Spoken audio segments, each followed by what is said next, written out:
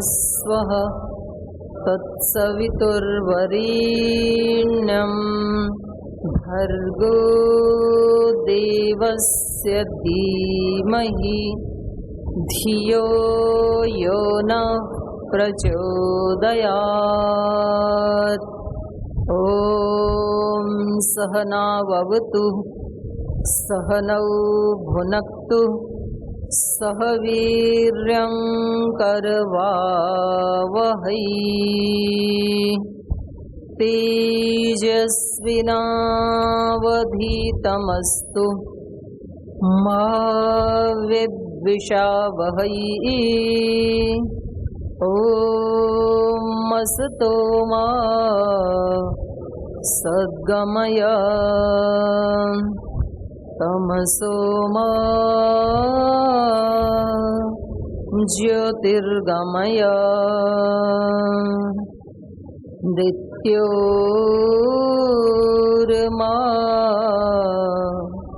अमृतं गमय। ॐ शान्ति शान्ति शान्तिः। वह शक्ति हमें दो दयानिधे कर्तव्य मार्ग पर डट जाएं। वह शक्ति हमें दो दयानिधे कर्तव्य मार्ग पर डट जाएं।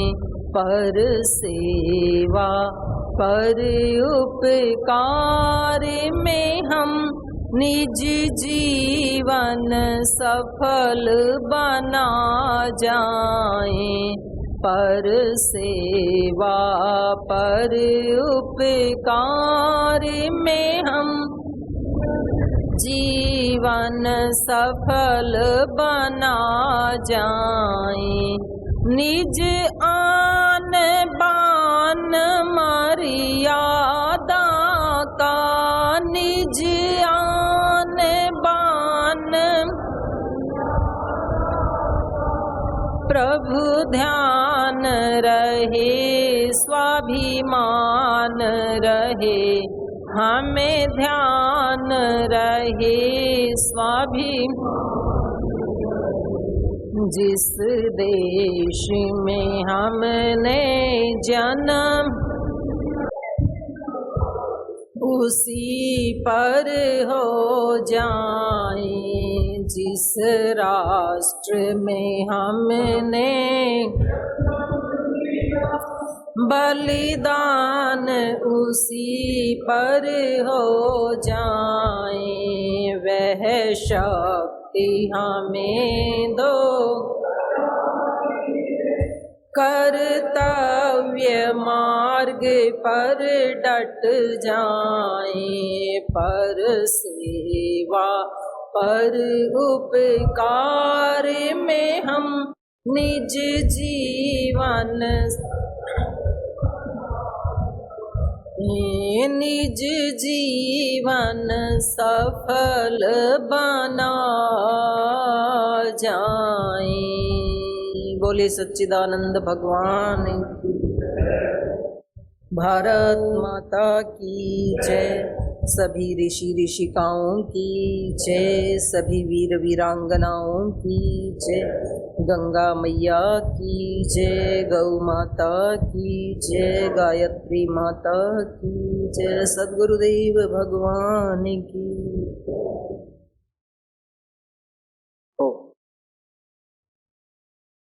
परम पूज्य श्रद्धेय वंदनीय प्रातः स्मरणीय पूज्य गुरुदेव और श्रद्धेय आचार्य श्री की पावन सूक्ष्म उपस्थिति को प्रणाम करते हुए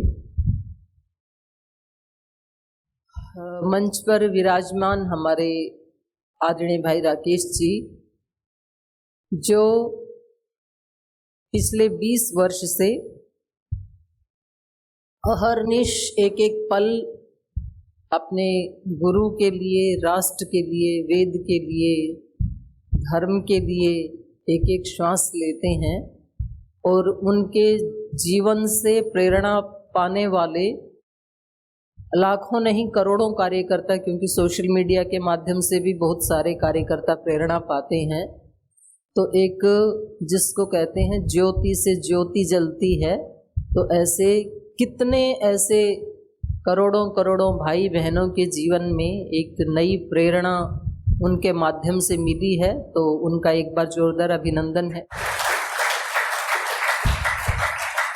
यहाँ मुख्यालय में हमारे पूज्य सन्यासी वृंद, पूज्य स्वामी विनय देव जी, पूज्य स्वामी तीर्थ देव जी, पूज्य स्वामी नारद देव जी, जो सेवा के कार्य में ही लगे रहते हैं, और कुछ तो हमारे ब्रह्मचारी भी भाई लगे होते हैं, तो वो मौन होकर के पीछे से सेवा करते रहते हैं, तो उनका भी एक बार जोरदार अभिनंदन। और जम्मू कश्मीर जो राष्ट्र का मुकुट मणि है, वहाँ से लेकर के जम्मू कश्मीर, पंजाब, चंडीगढ़, उत्तराखंड, उत्तर प्रदेश, पश्चिम और हरियाणा, तो 6 प्रांतों से आप सब भाई बहन यहाँ गुरु के घर में, गुरु के कुल में पधारे हैं। तो पूरे पतंजलि योगपीठ परिवार की ओर से आपका बहुत बहुत अभिनंदन है, बहुत बहुत स्वागत है आप सभी का। क्योंकि वैसे तो यहाँ पर हजारों दर्शक, भ्रमण करने वाले, देखने वाले प्रतिदिन आते हैं, कुछ स्वास्थ्य लाभ लेने वाले आते हैं, लेकिन जो अपने गुरु का प्रतिरूप बन करके अपने अपने क्षेत्र में मोर्चा संभाले हुए हैं, योग की मशाल को जलाए हुए हैं, योग के आदर्शों को जन जन तक फैला रहे हैं, तो वो जब अपने गुरु के घर में आए तो बात अलग होती है। तो पुनः आपका बहुत बहुत अभिनंदन है। तो मैंने अभी थोड़ी देर पहले आदरणीय भाई राकेश जी से पूछा था, मैंने कहा भैया किस विषय पे चर्चा करनी है, क्या बताना है, तो बोले जो आपकी इच्छा हो। अभी 10-1 मिनट पहले की बात है, मेरे को भी कुछ ऐसे तो सूझा नहीं कि किस विषय के ऊपर चर्चा करें, क्योंकि वास्तव में जो योग और अध्यात्म विषय हैं, ये प्रवचन के विषय नहीं हैं, ये तो जीने के विषय हैं। तो इसके ऊपर कोई क्या बोलता है वो महत्वपूर्ण नहीं है, कोई व्यक्ति उस विषय में कितना जीता है, उससे किसी दूसरे व्यक्ति को प्रेरणा मिलती है। बोलने के लिए तो हमारे 4 वेद हैं, 11 उपनिषद हैं, 6 दर्शन हैं, फिर रामायण है, महाभारत है, आरण्यक ग्रंथ हैं, ब्राह्मण ग्रंथ हैं, बहुत बताया हमारे ऋषियों ने। और फिर 18 पुराण हैं, जिनमें 4,32,000 श्लोक हैं। तो इतनी बड़ी एक राशि है, शब्द राशि। मुझे लगता है धरती के ऊपर इतना बड़ा नॉलेज का भंडार भी सनातन धर्म या वैदिक धर्म वालों के अतिरिक्त और किसी के पास नहीं हो सकता है, ये भी केवल हमारे ही पास। तो वो इतनी गौरवशाली जो हमारी परंपरा है, गुरुओं की, ऋषियों की, सिद्धों की, योगियों की, उसके हम अनुयायी हैं। तो ये अपने आप में एक गौरव की, स्वाभिमान की बात तो है, लेकिन ये बात यहाँ पर संपन्न नहीं हो जाती, यहाँ से शुरू होती है। क्योंकि उन्होंने तो वैसा जिया, और उन्होंने ऐसा जिया, उनके उस नॉलेज को जो उनके शिष्यगण थे उन्होंने लिपिबद्ध कर दिया, तो वो शास्त्र बन गए। जब वो बोलते थे, प्रवचन देते थे, उनके शिष्यगण सुनते रहते थे, तो उन्होंने उसको लिख दिया। पहले तो उनके शिष्य लिखते नहीं थे, सुनते थे, फिर सुन के दूसरों को बताते थे। जैसे आप यहाँ पर अलग अलग विद्वानों को सुन रहे हैं 2 दिन से, और फिर आप वैसा का वैसा किसी और को बता दें, तो उसको कहते हैं श्रुति परंपरा। और दूसरा, आप यहाँ सुनते हैं और उसको लिखते भी जाते हैं अपने डायरी में, क्योंकि आपको बताया होगा परीक्षा देनी है, तो इसलिए शायद पॉइंट नोट कर रहे होंगे परीक्षा के कारण। कल शाम को कि भाई ये परीक्षा से छूट करके तो योग में आए थे, इधर यहाँ भी परीक्षा सामने। तो परीक्षा से पीछा नहीं छूट सकता है। जीवन की भी परीक्षा, कागज पत्र की भी परीक्षा, तो फिर हमने तो तय कर लिया कि ठीक है, जितनी भी परीक्षा आएंगी हम देने के लिए तैयार हैं। तो ऐसे शब्द तो राशि तो हमारे पास बहुत है, लेकिन उसको जो जीता है, क्योंकि ये दोनों विषय जो हैं, योग अध्यात्म, ये जीने के विषय हैं, ये प्रवचन के विषय नहीं हैं। कुछ दूसरे जो कार्य होते हैं उनके बारे में व्यक्ति बता सकता है, भाई ऐसे करो, लेकिन इसमें केवल बताने से नहीं होता है, जीने से होता है। तो और ये जीने वाला जो कार्य है, ये जरूरी नहीं है कि केवल सन्यासियों के लिए है जी। योग अध्यात्म तो हम तो गृहस्थी लोग हैं, वानप्रस्थियों के लिए है, ब्रह्मचारियों के लिए, सन्यासियों के लिए, ऐसा हम नहीं कह सकते। और वैसे देखें यदि, तो आजकल 3 आश्रम तो लुप्त प्राय हो गए, कुछ थोड़े बहुत मिल जाते हैं हमारे जैसे साधु सन्यासी, लेकिन अभी तो ऐसा युग आ गया कि पैदा भी गृहस्थ में ही होते हैं, और पैदा होने के बाद जैसे उनको सोचने समझने का ज्ञान होता है 5-7 वर्ष में, तब तक वो गृहस्थ की भी बातें सीख जाते हैं। मोबाइल, टीवी, इंटरनेट, ये सब ऐसे गुरु आ गए कि अब उनको 18-20 वर्ष तक इंतजार करने की आवश्यकता नहीं है। पलते बढ़ते भी गृहस्थ में ही हैं, पैदा भी गृहस्थ में ही होते हैं, जीते भी गृहस्थ में ही हैं। फिर उसके बाद कोई वानप्रस्थी सन्यासी कोई भी बनता नहीं है, वो परंपरा ही चली गई। फिर मर भी जाते हैं गृहस्थ में। तो पता नहीं आप लोग कैसे निकल करके आ गए सेवा के लिए, ये कौन से पिछले जन्मों के पुण्य कर्म थे। ये भी अपने आप में एक आश्चर्य ही है। किसी समय जब आपके बेटे तो अभी जी रहे हैं आपके सामने, आपके पौत्र जब बड़े होंगे, पौत्र प्रपौत्र, जब आपकी 3री-4थी पीढ़ी आएगी ना, उस समय लोग आपके ऊपर रिसर्च करेंगे कि उन लोगों के दिमाग में क्या था, जिनको कोई सैलरी नहीं मिलती थी, कोई खर्चा नहीं मिलता था, और रोजाना तो गुरु का स्थूल रूप से सानिध्य भी नहीं मिल रहा था। फिर वो अपने अपने घरों में रह करके और ऐसे निस्वार्थ भाव से और अपनी जेब से पैसे खर्च करके सेवा कैसे करते थे। तो लोग आपके ऊपर रिसर्च करेंगे कुछ समय के बाद। तो ऐसा कैसे हो सकता है, कैसे होगा, अभी नहीं पता चल रहा है। तो मैं ये कह रही थी कि गृहस्थ एक ही आश्रम लगभग आजकल तो दिखाई देता है, 3 तो थोड़े बहुत कहीं दिखाई देते हैं।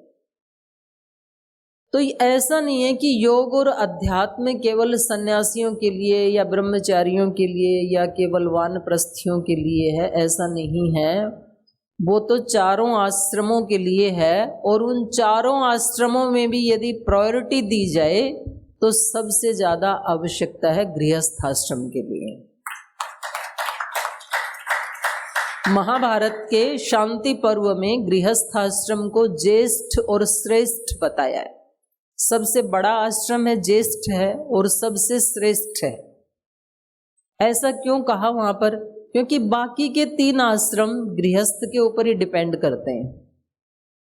अच्छा गृहस्थ यदि नहीं होगा, आदर्श गृहस्थ नहीं होगा, योगी गृहस्थ यदि नहीं होगा, तो अच्छे बच्चे पैदा नहीं करेगा, ब्रह्मचारी पैदा नहीं होंगे। क्योंकि गृहस्थियों के घर से जो बच्चे गुरुकुल में आते हैं वही तो ब्रह्मचारी होते हैं। तो उनको यदि उनके माता पिता ने वैसी शिक्षा नहीं दी, नैतिकता की शिक्षा नहीं दी, पवित्रता की शिक्षा नहीं दी, पुरुषार्थ की शिक्षा नहीं दी अपने जीवन से, तो वो फिर ब्रह्मचारी नहीं बन सकते हैं। फिर घर में माता पिता ही सुबह 8 बजे उठते हैं, तो बच्चा कितने बजे उठेगा? 9 बजे। स्वाभाविक है ना, 1 घंटा बाद तो उठेगा माता पिता से। तो फिर बच्चे को वो माता पिता ये नहीं कह सकते कि ब्रह्म मुहूर्त में 4 बजे उठ के पूज्य गुरुदेव का आस्था चैनल देखा करो, कह ही नहीं सकते। यदि माता पिता जंक फूड, फास्ट फूड और विष से भरा हुआ आहार यदि लेते हैं, तो बच्चों को रोक नहीं सकते हैं, तो बच्चा तो उनसे डबल खाएगा क्योंकि वो बच्चा है, तो फिर वो बीमार भी होगा, रोगी भी होगा। तो ब्रह्मचर्य आश्रम तभी ठीक होगा जब अच्छे गृहस्थ, योगी गृहस्थ, योग का अनुष्ठान करने वाले गृहस्थी परिवार तैयार होंगे, और जो अच्छे ब्रह्मचारी होंगे वो ही फिर अच्छे सदगृहस्थ बन पाएंगे, जिनको 15-20 साल या तो पतंजलि गुरुकुलम में शिक्षा मिल गई, या आचार्य कुलम में, या पतंजलि विश्वविद्यालय में। पतंजलि विश्वविद्यालय भी कहने के लिए विश्वविद्यालय है, लेकिन वास्तव में उसकी दिनचर्या एक गुरुकुल जैसी है। ये भारत का नहीं, इस धरती का पहला विश्वविद्यालय है जहां बच्चे 4 बजे उठ जाते हैं। ये तो विश्वविद्यालय और 4 बजे, और 4 बजे उठ करके वो अपनी दिनचर्या करके योग करते हैं, प्रतिदिन 1.5 घंटा योग करते हैं, आधा घंटा यज्ञ करते हैं, और सुबह सुबह 1 घंटा शास्त्र स्मरण करते हैं। जैसे गुरुकुलों में शास्त्र याद करते हैं ना, अभी हमारे विश्वविद्यालय में 900 बच्चे शास्त्रों को याद कर रहे हैं, वेद, दर्शन, उपनिषद। और फिर अपना नाश्ता करके फटाफट क्लास में चले जाते हैं। 9 से 4 कक्षा होती है, फिर 1-1.5 घंटा खेलते हैं शाम को, और उसमें भी कुछ तो लाइब्रेरी यूज करते हैं, कुछ फॉरेन लैंग्वेज सीखते हैं, कुछ अन्य जो कंप्यूटर आदि कोर्स हमने एक्स्ट्रा चला रखे उसको ज्वाइन करते हैं, फिर खाना खा के फिर स्टडी करते हैं। तो सुबह 4 बजे से रात को 10 बजे तक ऐसी टाइट दिनचर्या है जैसे कि गुरुकुलों में होती है। और उसका उद्देश्य परम पूज्य गुरुदेव का एक ही है कि हर साल विश्वविद्यालयों से 1500 ऐसे बेरोजगार, आलसी, निकम्मे, डिप्रेशन से भरे हुए युवक कोई भी विश्वविद्यालय बाहर निकाल देता है, तो वो बेरोजगारों की जो भीड़ थी उसमें 1500 और बढ़ जाते हैं हर साल। लेकिन पतंजलि विश्वविद्यालय एक ऐसा विश्वविद्यालय है, और होना चाहिए, ऐसा गुरुदेव मानते हैं कि यहाँ से बाहर निकलते ही पहली बात तो उस बच्चे की हमें ही इतनी ज़्यादा ज़रूरत है। 10 साल तक पतंजलि विश्वविद्यालय से जितने भी छात्र निकलेंगे उन सबको रोजगार देने के लिए पतंजलि में ही स्थान है, तो उनको प्लेसमेंट के लिए कहीं दूर जाने की ज़रूरत नहीं है। फिर भी कुछ विद्यार्थी हमारे विदेशों में भी सेलेक्ट हो गए हैं, कुछ अच्छे अच्छे संस्थानों में भी हैं। तो जब हमारे बच्चे ऐसे गुरुकुलों में, ऐसे संस्थानों में पढ़ेंगे, उनके 10-15 साल ऐसे तपस्या में गुजरेंगे, तो उनकी शादी करने के बाद वो अच्छे गृहस्थ बनेंगे। और वो जो अच्छे गृहस्थ हैं वो ही फिर जब 50-60 साल में उनकी जिम्मेदारियां पूरी हो जाएंगी, तब वो आपकी तरह से अच्छे वानप्रस्थी बनेंगे। आप सबको, भले ही आपके माता पिता बहुत ज़्यादा डिग्री डिप्लोमा वाले ना रहे हों, लेकिन उन सब ने आपको संस्कार ऐसे दिए कि अब आप अपने जिम्मेदारियों को निभाते हुए राष्ट्र की और धर्म की जिम्मेदारियां भी निभाने के लिए पतंजलि योगपीठ में आए हैं। यही वानप्रस्थ है। वानप्रस्थ आश्रम का मतलब यही है। और वैसे भी आदरणीय भाई राकेश जी ने आपको पीला अंग वस्त्र दे दिया, तो वानप्रस्थियों का तो पीला ही रंग होता है, अग्नि वाला रंग होता है। तो पूरे कपड़े भले ही आपके पीले नहीं है, पर एक अंग वस्त्र तो पीला दे ही दिया, तो आप सब वानप्रस्थी बन गए। वानप्रस्थी का मतलब ये नहीं है कि भाई उसकी, अब जी हमारे घर की जिम्मेदारियां कौन संभालेगा, आप ही संभालेंगे। वानप्रस्थी वो होते थे जो अपने घर की जिम्मेदारियों के साथ साथ पूरे गांव की जिम्मेदारियां और पूरे इलाके की जिम्मेदारियां भी संभालता था, उसका नाम वानप्रस्थी होता था हमारी वैदिक परंपरा में। और जो केवल अपने गांव या अपना इलाके की बात नहीं सोचता, बल्कि पूरे राष्ट्र की और पूरे विश्व की भलाई सोचता है, उसका नाम होता था सन्यासी। वसुधैव कुटुंबकम, पूरी वसुधा ही जिसका कुटुंब हो, जैसे कि हमारे परम पूज्य गुरुदेव सोचते हैं।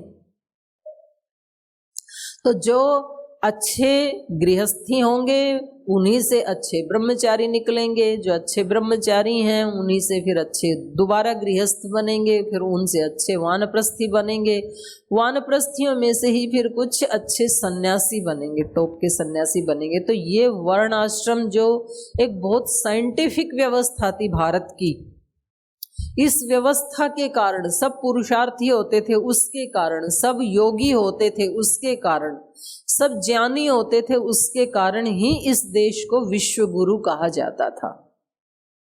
इस देश को विश्व गुरु कोई बड़े राजा महाराजाओं ने, किसी राजनीतिक पार्टी ने नहीं बनाया। और अभी भी महर्षि दयानंद से किसी ने पूछा, बोले ये विदेशियों का साम्राज्य कब तक रहेगा, क्योंकि उस समय तो आजादी की लड़ाई चल रही थी ना, जिस समय महर्षि दयानंद सेवा कर रहे थे। बोल जी आप तो महर्षि हैं, आप तो योगी हैं, आप बताइए कि ये अंग्रेजों का राज कब तक रहेगा। तो महर्षि दयानंद ने कहा उखड़ने वाला है। बोले कैसे, आपको कैसे पता लगा।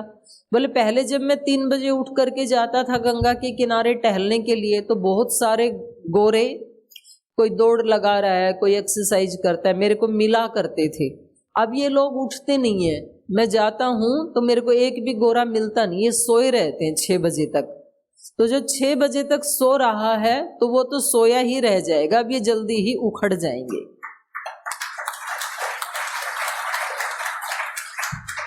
तो योग की दूसरी बात कोई ना भी समझे तो हम कम से कम इतना करें कि वैदिक धर्म वालों को, सनातन धर्म वालों को सुबह 4 बजे उठना भी सिखा दें तो वो कुछ ना कुछ तो शुभ करेगा ही।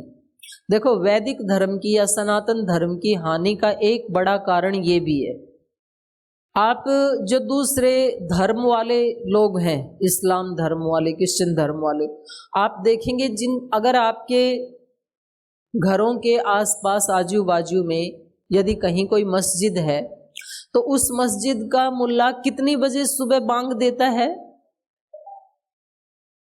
3:45, 3:30, 3:45, लास्ट है 4 बजे। वो 4 बजे आके खोल देते हैं अपनी मस्जिद को।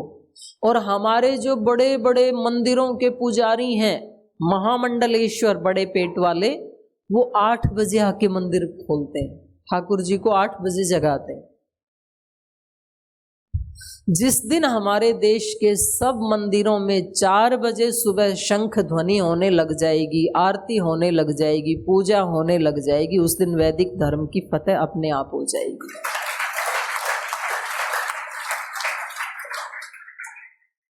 तो ये जो योग की शिक्षा है, आदर्श गृहस्थ की शिक्षा है, आदर्श गृहस्थ का व्यक्तित्व है, ये कैसे बने, कैसे बने?